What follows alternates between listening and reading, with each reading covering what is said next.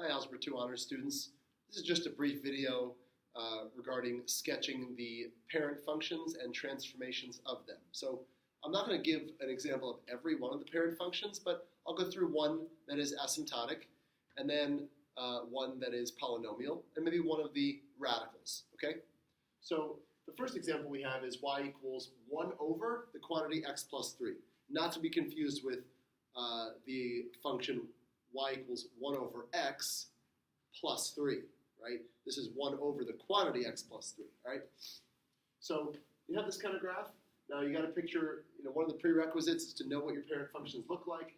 So we know the parent function for the rational graph comes in two parts. We have one curve in the first quadrant, one curve in the third quadrant. But this x plus 3 indicates a shift to the left 3 units, right?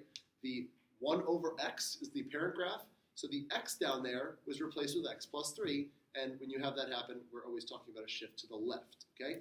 So the way we show that is, the original graph looked like this, right? To show the shift 3 to the left, we redraw the new vertical asymptote at x equals negative 3.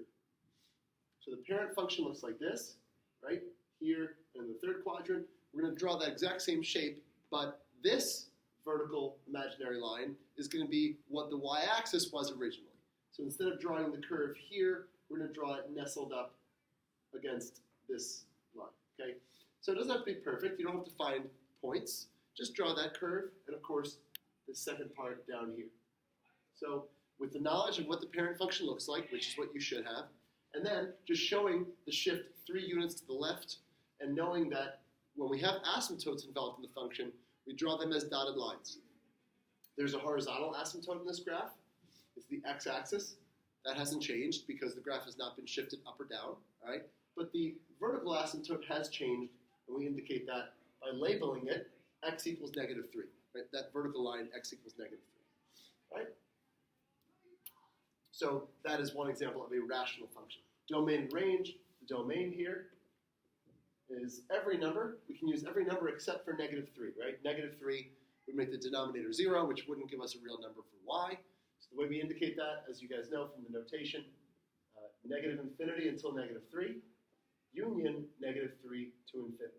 So we're using every x value in the set of real numbers from negative to positive infinity except for negative 3. So it gets broken up into 2 parts. Negative infinity to negative 3, representing the domain of this piece, and then it jumps up from negative 3 to infinity. All right? The range, kind of similar, negative infinity to 0, union 0 to infinity.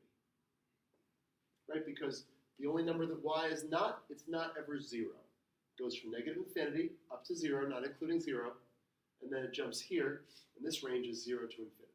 All right? So domain and range are a little complicated for rational functions. They've got to be written in 2 parts. Right? This means all numbers but negative 3, all numbers but 0. Okay, let's do a radical function. Let's do a square root function.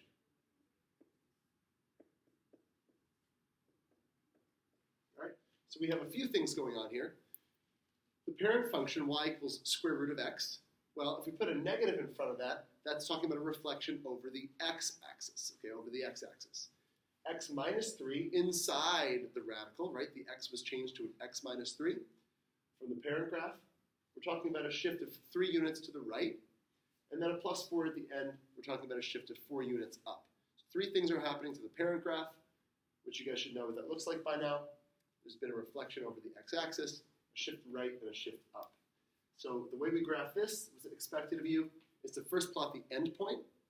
So the original endpoint is 0, 0. This one is shifted 3 right and 4 up. So that will be the new endpoint. I'm going to label that 3, 4.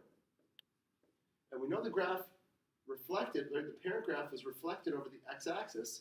So it opens downward before it was shifted over and up.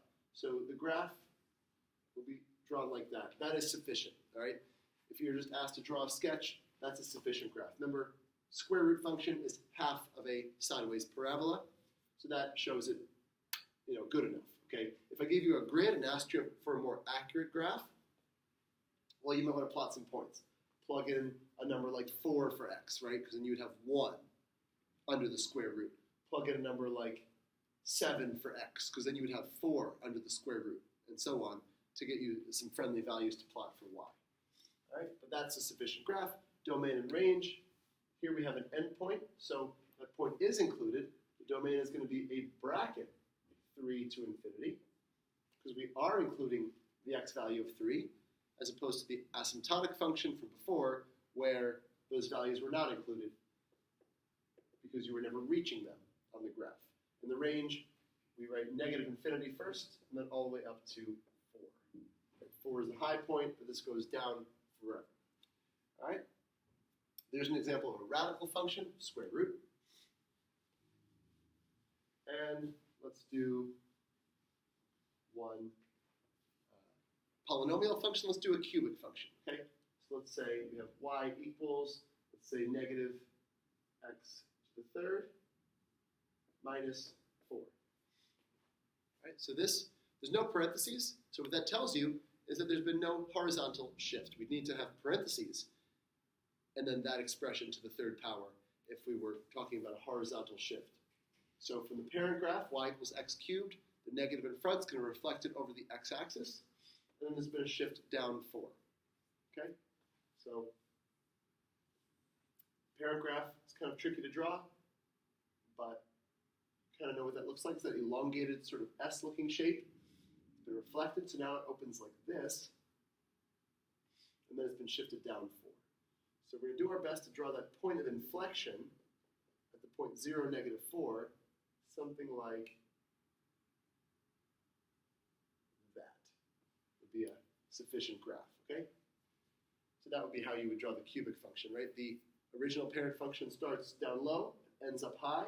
It's been reflected over the x-axis, starts up high, ends down low, okay? The domain and range of this are all real numbers. We have no restriction. Whenever the function is a polynomial, then the domain is all real numbers. But in this case, the range is also all real numbers. And we can see that on the graph, right? There's no low point, there's no high point, and that point of inflection is how we track the shift of 4 units down. Okay? So just a quick little review of transformations. Right? Of course, in some of the problems, I'll be giving you the graph and asking you for the equation, which is backwards. We've done plenty of those in class, right? So I'm not going to do any of those right now, right? But Quiz Thursday, the 17th. Okay, have a nice day.